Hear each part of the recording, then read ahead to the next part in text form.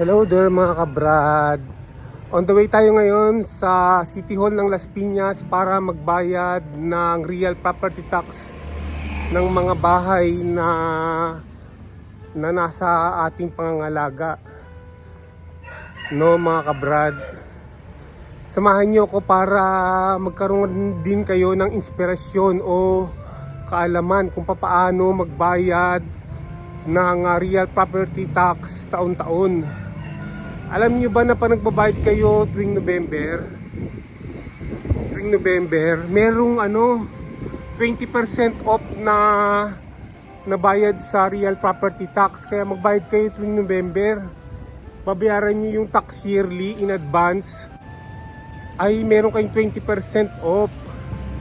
So samahan niyo ako mga kabrad ha, para matuto kayo kung paano magbayad ng real property tax ng mga bahay ninyo, yung mga pinapaupahan ninyo, ganyan. Bali, 4 na bahay, house and lots ang babayaran kong mga tax ngayon. 4 na real property tax. Pati yung sa anak ko, pati yung sa mga bahay, yung 3 bahay dyan sa Moonwalk subdivision at isang bahay sa Santos Homes.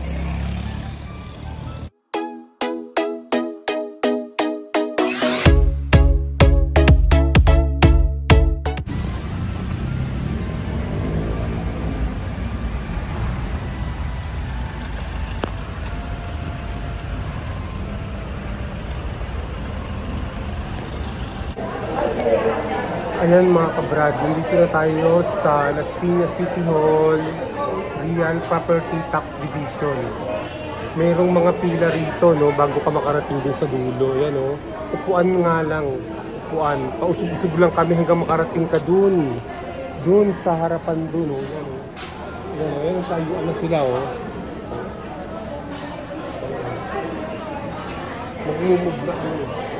Magmumove na kami. Wow. Ito yung mga babayaran ko oh. Tatlong houses and lots ang babayaran ko ngayon November, kasi pag nagbayad ka ng November merong 20% off na pambayad sa tax, kaya makakatipid ka. Ayan yung 3, tsaka yung sa anak ko na isa dito sa may Santos Homes. Eto, tatry ko to kung makakalusot to. Kasi pinaprint ko lang to sa picture na pinadala niya oh. Yung bahay niya sa Santos Homes. Ayan. No, ganun lang kadali ang pagbabayad ng real property tax dito sa Las Piñas, Kaya kayo mga kabrad, mag-avail din kayo ng 20%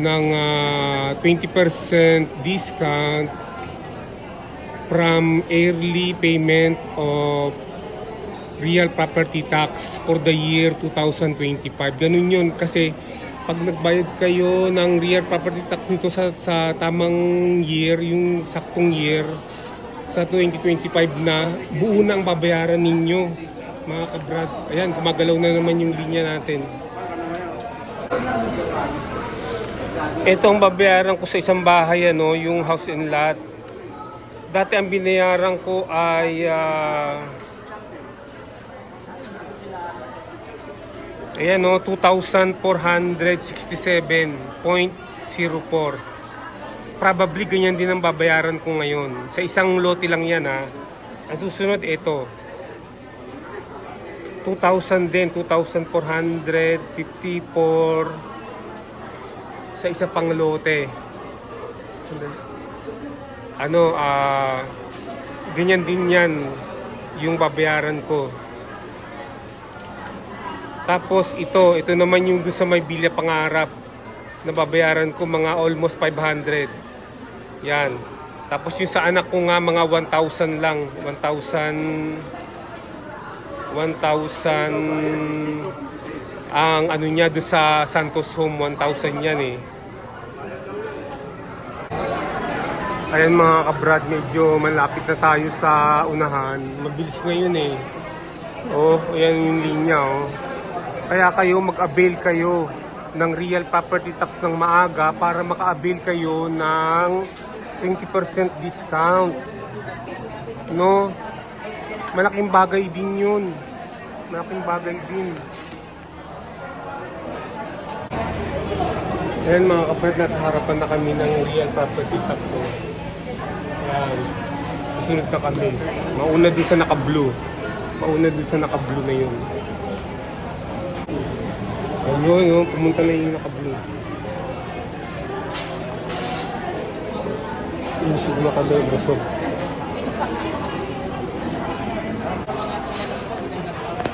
Diyan, oh. Diyan ang pagbabayaran, oh. Oh. Diyan ang pagbabayaran ng real property tax. So, avail now, mga kabrad. Para maka-avail kayo ng 20% discount.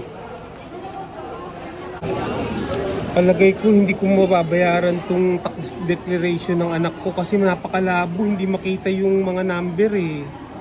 Oo, nakikita niyo ba mga kabrad? Hindi talaga makita yung mga number oh. Malabong malabo eh. Yung sa akin muna ang babayaran ko ngayon. Ayan po yung mga nasa likuran na yan, yung mga nagbabayad din yan ng mga real property tax yan. Nakapila rin sila. Ang pila rito nakaupo. Maganda rito, hindi nakatayo ang pila. Nakaupo ang pila rito kasi matagal mag-assess eh. Kaya kaya nakaupo yung pila dito sa real property tax ng Las Piñas. So definitely mga kabrad, itong tatlo lang na to ang babayaran muna natin ngayon. Talagang malabo talaga yung sa anak ko eh, na bahay niya eh, sa Santos Homes eh. Ito mga malilinaw kung mga to eh. So malapit na tayo, isa na lang ang natitira. Tayo na ang susunod na magbabayad. Ayan mga kabrad, dinirect na tayo sa counter 33 daw tayo, counter 33. Ayun, counter 33. Ayan. Ayan, ina-assess na po, ina-assess na ng assessor ang babayaran natin, mga kabrad. Ayan po ang babayaran natin, oh, 5,294.16 sa tatlong houses and lot ng real property. Yan. Yan po ang babayaran natin. Binayad ko na, binigay ko na yung bayad sa counter. Ayan, okay na po. Ibinilot na lang natin, oh. Yung tatlong binayaran natin na,